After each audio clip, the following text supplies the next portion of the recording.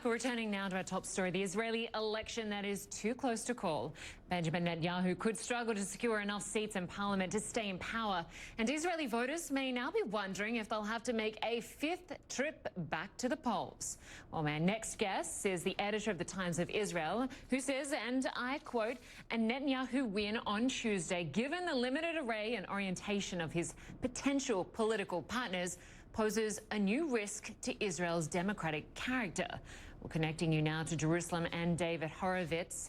Welcome, David. So essentially, the fourth election in 2 years, a political paralysis, which is essentially continuing. Yeah, that's right. We should stress, and we don't stress this enough, the vote is not, the count is not final yet. So we don't know exactly how the parties have fared. But we've got about a dozen parties that have made it into the Knesset.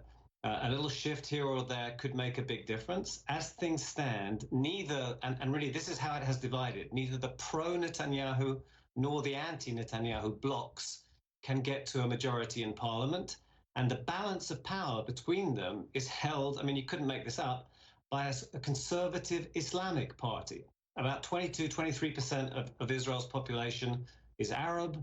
There are lots of members of Knesset, and in this election, one Arab party split away from the others, and it said, you know, we'll work with whoever can benefit our community. And Netanyahu, before the election, said he would never join this party. He would never rely on its support. He may have to try and retain power, but even then, it's going to be very difficult for him. Yeah, it certainly seems that way. No clear winner at this stage, but as you say, we are still seeing those votes being counted. In the lead up to this election, despite the initial handling of the pandemic, we did see the rollout of the vaccinations happen very swiftly. And it did seem that Benjamin Netanyahu thought that that would be enough to really, really help his chances here. And he had every reason to think that. The timing of this election in terms of the pandemic, just to be sort of crude and political, could not have been better for him. Israel has reeled like everybody else has. We have more than 6,000 people dead, which, in a fairly small country, comparatively speaking, it's not particularly good. But we've been world beaters on vaccination. Pretty much everyone bar probably fewer than 1 million Israelis who are eligible to be vaccinated have been vaccinated. Most of the country has been vaccinated with 2 shots of the Pfizer vaccine, and we saw in the final days of the campaign, these numbers were working so well that the daily number of new cases was coming down. On Monday, the eve of the election, for the first time in months, we had fewer than 500 Israelis seriously ill with COVID. And therefore, Netanyahu had reason to believe that if he was, having a hard time winning elections, this would help him over the top. As far as we can see, it hasn't worked out that way. And, you quoted an article I wrote before the election. Even if he can somehow manage to get together a majority, and I think there's lots of ifs there, including with that Islamic party that I mentioned, he would also be relying for support on a very far-right party, a party that includes extreme Knesset members with hostile positions on Arabs, hostile to the LGBT community. He would need to scrabble together this extraordinarily unlikely mix from Arabs on one side to anti-Arabs on the other. And even then, he's barely going to have a majority. Yeah, talk to us a little bit more about that, Dave, and how this could shape Israel's democratic character, as you call it. Because, as you pointed out, Netanyahu did seek the support of Arab voters this time round, which in the past he's either dismissed or intimidated those voters. No, he wants the Arab electorate to vote for him, but he has been hostile to the Arab political parties. And that's, it hasn't quite panned out that way in this election for him, because it's one of those parties that he would need. And even then, as I've said, that may not be enough. There is a whole democratic aspect, an additional one to this whole process, which is that the Prime Minister's on trial. He's on trial in 3 corruption cases. The evidentiary stages of the trial start in 2 weeks.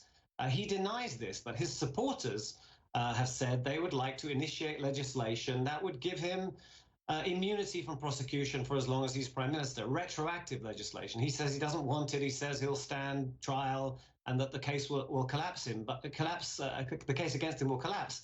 But his loyalists, some of them, were planning to initiate legislation to get him off the hook. It's almost certain that that's not going to happen now because of the way the election panned out. He just doesn't have enough people sufficiently loyal to him to get that legislation through, and he may not even have enough people sufficiently loyal to get him back into power. Last night in a kind of non-victory speech, he urged rivals, people who have left his supportive environment and who campaigned against him, he asked them to sort of come back and rejoin the Netanyahu camp.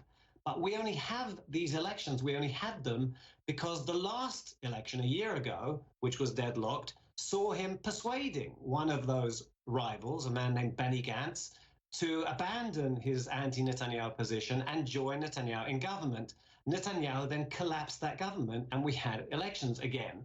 So it's very unlikely that anyone looking at what happened last time will say, you know what, really, I am going to sit with Netanyahu. He seems like a great guy. We've had this experience. It happened a year ago. It didn't work, and that's why we had these elections. As you say, on the one hand, we've got this corruption probe hanging over his head, concerns that if he survives politically, he could potentially suspend that corruption trial. And then on the other hand, you've got his response to the pandemic, the swift rollout of vaccinations. So if this is indeed a referendum on Benjamin Netanyahu, what does it say about him? Yeah, it's a great question, and it kind of says that the jury, as in the electorate, they're still out. I wish I could have given you a very linear, clear interview. We have this extraordinary election system where it's pure proportional representation across the country. You get 3.25% of votes or more nationwide, you get your seats in the Knesset. One House of Parliament, 120 seats. And we've had another election, and there's about a dozen parties that have got their seats in Parliament, and they're from all over the spectrum, ideologically and even personally when it comes to Netanyahu. And for the fourth time in a row, no clear, decisive winner has emerged, not in the pro-Netanyahu mix of parties and not in the anti-Netanyahu mix of parties. Maybe somehow somebody will cobble together a coalition, or maybe, quite possibly, we are sentenced to yet another election. And we'll speak again, because I don't know how it's going to pan out. Well, that is the big question. If you had to put a bet on it, what are the chances we'll see a fifth election? Here's how utterly I don't want to put a bet on it. We have polls running up to elections like you guys do, right? Mm-hmm. And you think you know who's going to win.